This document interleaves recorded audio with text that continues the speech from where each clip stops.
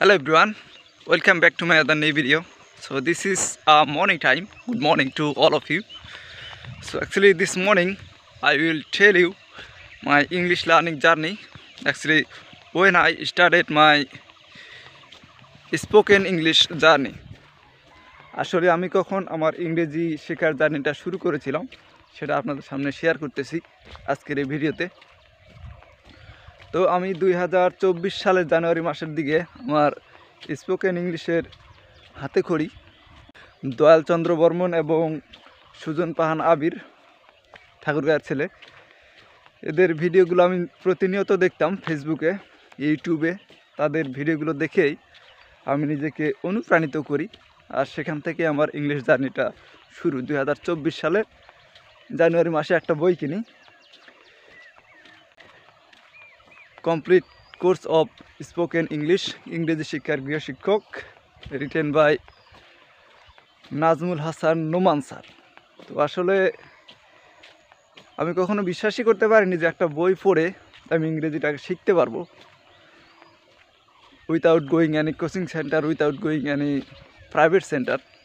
মানে কোনো coaching centre অথবা প্রাইভেট সেন্টারে না গিয়েও যে আমি শুধুমাত্র বই পড়ে ইংরেজিটাকে শিখতে পারবো, এটা আমার জন্য অবিশ্বাস্য। কেউ বিশ্বাস করতে পারবে না যে শুধুমাত্র বই পড়ে কীভাবে সম্ভব একা একা।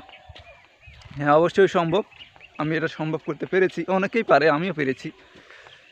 তো বইটা পড়তাম এবং রেগুলার যে আমি ভিডিও করতেছি, এভাবে ভিডিও করতাম, নিজেই রেকর্ড করতাম, বইয়ে যা আছে সেগুলো পড়তাম এবং নিজেকে রেকর্ড করতাম। এইভাবেই প্রতিনিয়ত প্রায় 6 মাস আমার টাইম লেগেছে এই মুখের জড়তাটুকু কাটাতে, এবং আরও চেষ্টা করতেছি যে আরও সামনে কীভাবে যাওয়া যায়। প্রতিনিয়ত বইটা পড়ি আমি, আমার 2টা বই আছে। একটা বই ছোট অল্প পরিসরে, এবং এই complete course of spoken English, এটা একদম পুরোপুরি কমপ্লিট কোর্স। তো এই বইগুলো ফলো করে আমি ইংরেজিটাকে শিখতেছি। প্রথমে আমি যেগুলো পড়েছিলাম সেটা হচ্ছে ভোকাবুলারি, বিভিন্ন ধরনের ভোকাবুলারি আপনার ব্রেনের মধ্যে স্টক করতে হবে। যদি আপনি স্টকে রাখতে না পারেন তাহলে আপনার ভোকাবুলারি বিল্ড আপ হবে না, এবং কথা বলতে গিয়ে আটকে যেতে পারেন।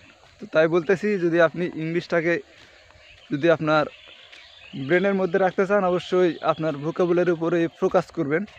কারণ ভোকাবুলারি হচ্ছে একটা ভাষার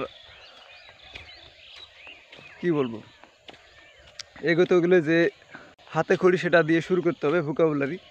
এবং টেন্স তো অবশ্যই জানতে হবে, টেন্স, প্রিপোজিশন, এগুলো না জানলে আপনার ইংলিশ ভাষা কখনোই শেখা হবে না।